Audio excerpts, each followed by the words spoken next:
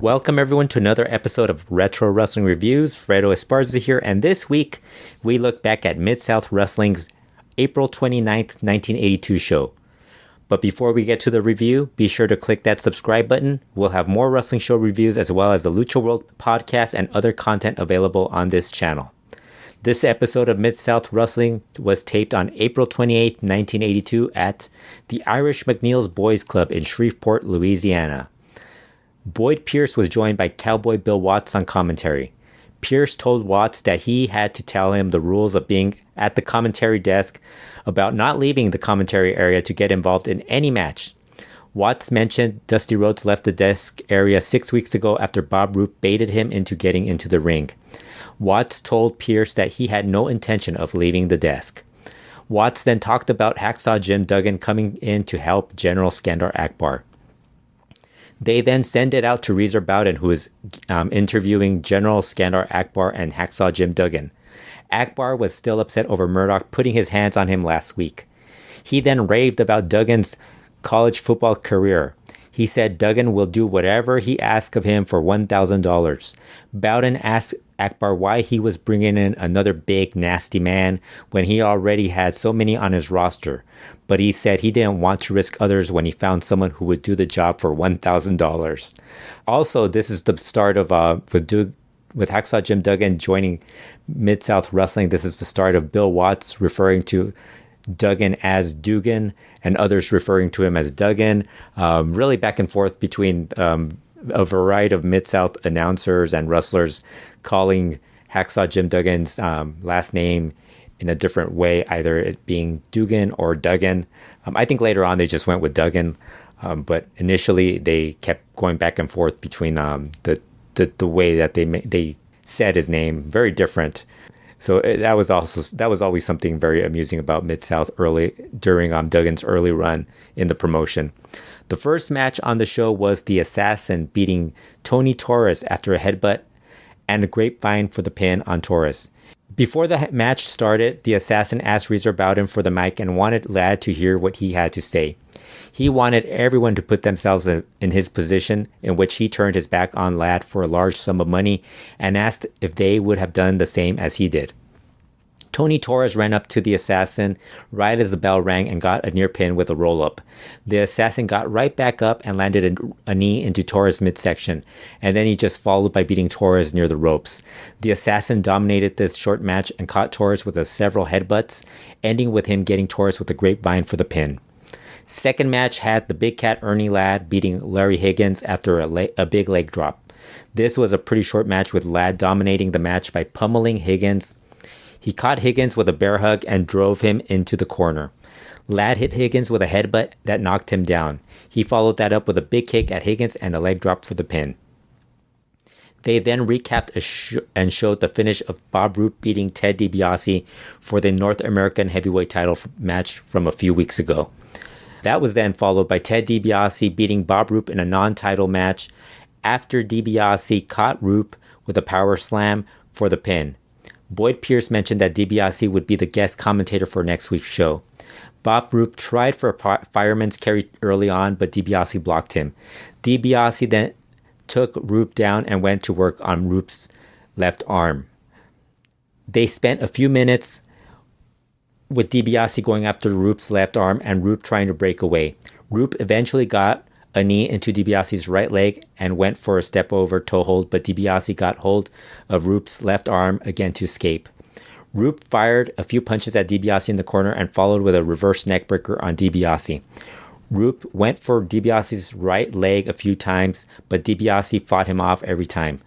Roop went for a figure four leg lock, but DiBiase kicked him away. DiBiase then whipped Roop into the ropes and hit him with a reverse elbow. He then followed with an elbow smash at Roop, followed by a power slam by DiBiase that got him the pin.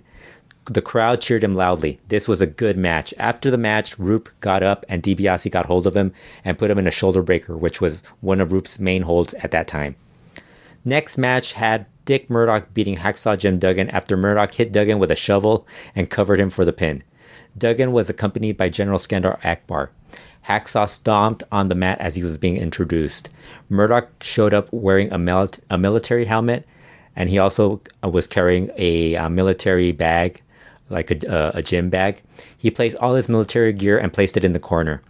Duggan attacked Murdoch immediately. Murdoch fought him off and threw a few punches at Hacksaw. They brawled while Murdoch tried taking off his jacket. Captain Redneck with a great-looking punch knocked Duggan a bit silly. He followed with a knee drop on Duggan, but Hacksaw was quickly back up attacking Murdoch. Akbar looked pleased ringside. Murdoch was able to knock Duggan down and started attacking his left leg. Duggan escaped and they brawled in the corner with Murdoch getting in a few knees into Duggan's leg. Hacksaw whipped Murdoch into the other corner but missed a shoulder tackle, but Murdoch moved out of the way. Akbar then tripped Murdoch while he was trying to slam Duggan. Duggan missed an elbow drop. Murdoch then caught Duggan with an elbow and followed it up with a brainbuster. Captain Redneck then decided to head over to reach for his backpack and grab the trenching tool from out of it and chased after Akbar. The trenching tool, which is also a shovel. Duggan recovered and snuck up from behind and landed a punch at Murdoch. Duggan then grabbed the shovel and tried to hit Murdoch with it, but failed, and then Akbar went into the ring, but Murdoch stopped him. Murdoch then hit Duggan with the shovel and covered him for the pin. Referee then made the count on the pinfall despite seeing that Murdoch had used the shovel. The fifth match on the show had Mr. Olympia and the Junkyard Dog beating Bruiser Bob Sweetan and Kelly Wayne. After JYD clotheslined Wayne and Mr. Olympia covered him for the pin in a very short match. Mr. Olympia started the match hip-tossing both his opponents. The Junkyard Dog got in and sent Wayne to the outside.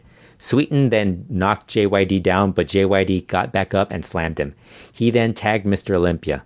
Some quick tags from JYD and Mr. Olympia kept their team fresh. Mr. Olympia got Wayne in a sleeper hold, but Sweetan made the save.